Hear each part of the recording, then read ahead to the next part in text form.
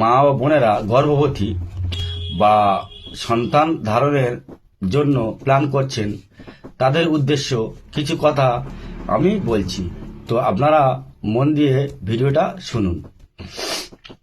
সন্তান ধারণের জন্য মায়ের সুষম খাবার ও নিয়মিত চেক আপ এবং পর্যাপ্ত পরিমাণে বিশ্রাম নেওয়া অত্যন্ত জরুরি।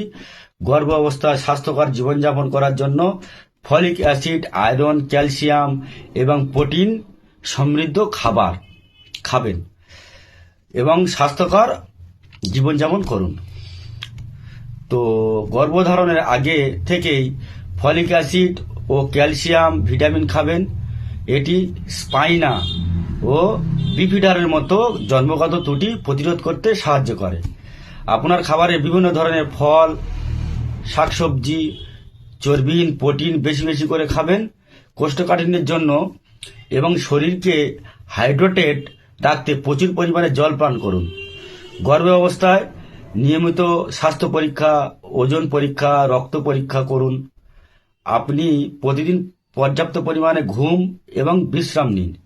মানসিক চাপ কমাতে চেষ্টা করুন, কারণ এটি আপনার ও আপনার বাচ্চার স্বাস্থ্যের জন্য ভালো।